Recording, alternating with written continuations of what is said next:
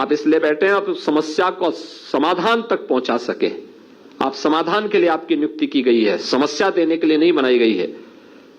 एक किसी भी पद पर बैठा हुआ प्रशासनिक या पुलिस का अधिकारी या किसी भी संपर्क का अधिकारी वो समस्या नहीं होना चाहिए, स्वयं में समस्या का समाधान बनना चाहिए और समस्या का समाधान बनने की दिशा में हम सार्थक प्रयास करेंगे तो हम उन दुआओं के पात्र बनेंगे जिसके लिए व्यक्ति सर्विस में आता है, आगे बढ़ता है।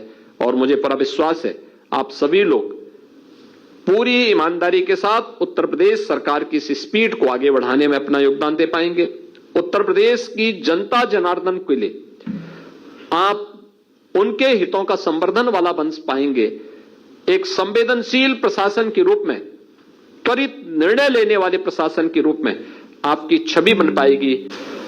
अगर पहले की तरह ही हम घुमाने की आदत डालते, याद रखना उस व्यक्ति को तात्कालिक संतुष्टि हो सकती है, लेकिन वह लाखों और करोड़ों लोगों की बद्दुआ से कभी बच नहीं सकता।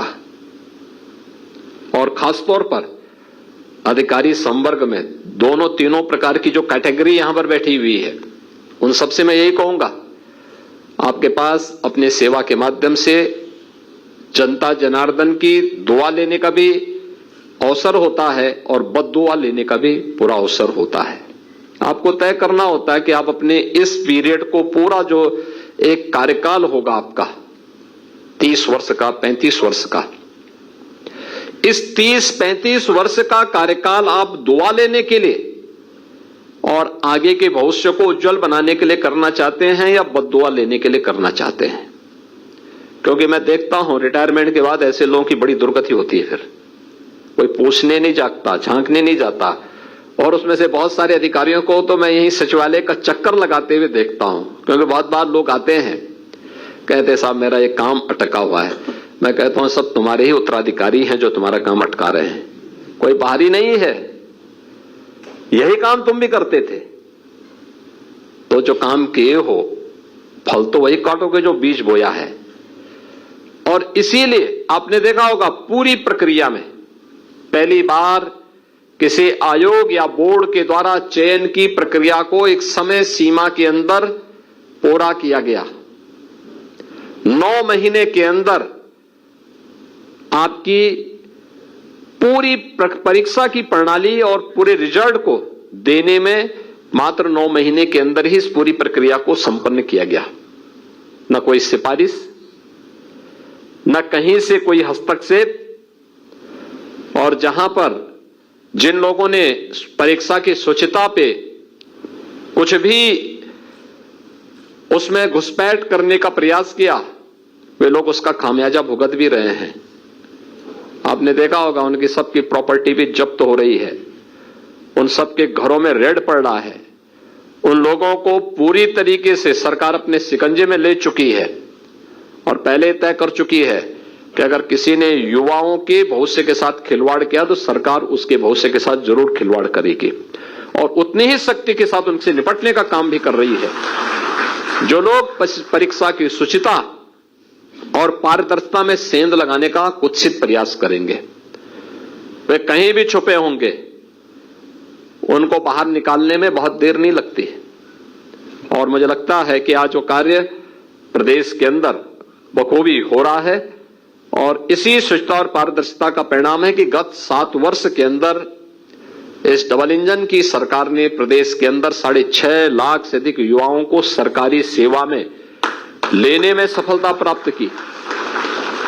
प्रदेश के अंदर हमारी मशीनरी के कार्य की स्पीड के कारण प्रदेश में करोड़ों नौजवानों को नौकरी और रोजगार की सुविधा प्रदेश के अंदर ही प्राप्त हुई।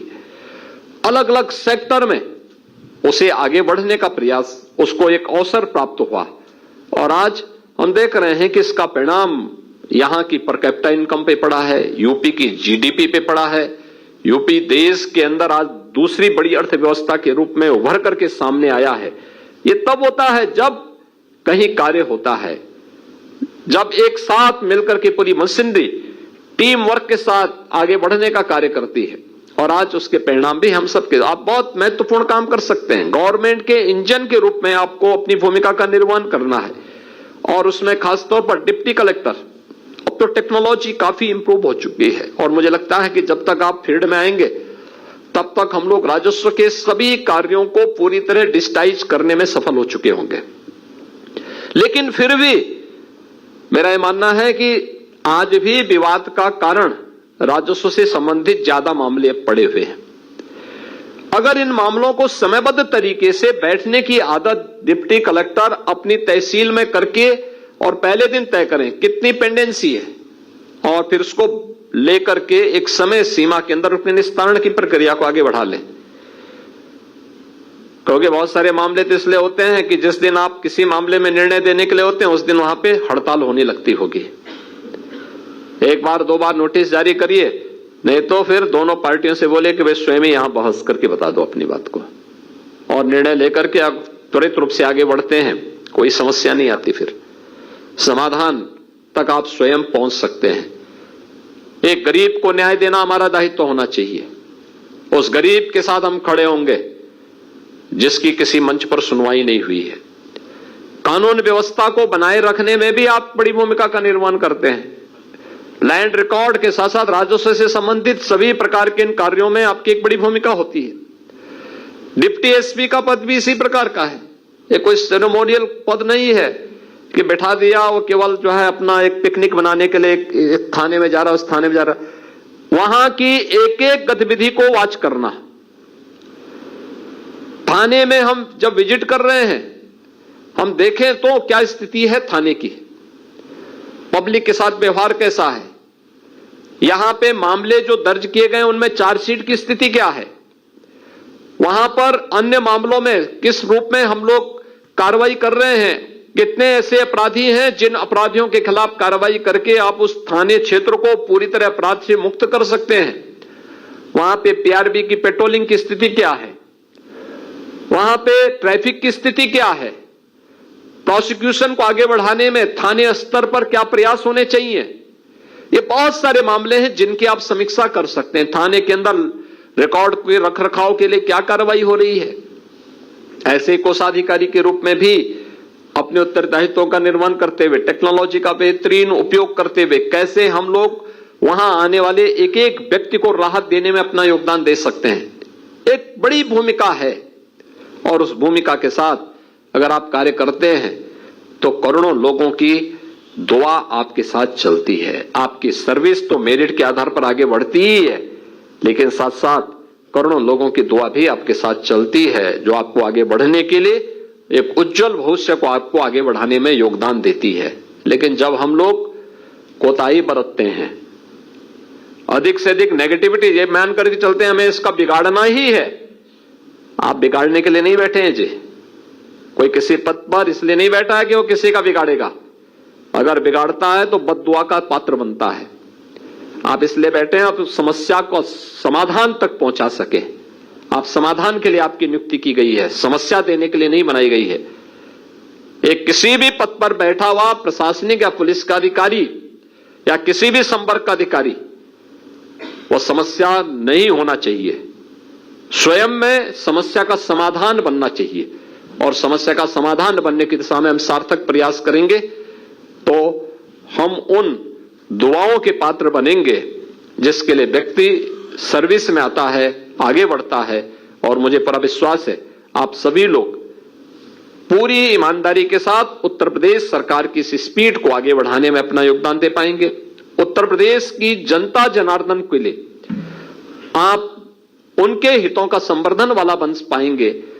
एक संवेदनशील प्रशासन के रूप में, त्वरित निर्णय लेने वाले प्रशासन के रूप में आपकी छवि बन पाएगी।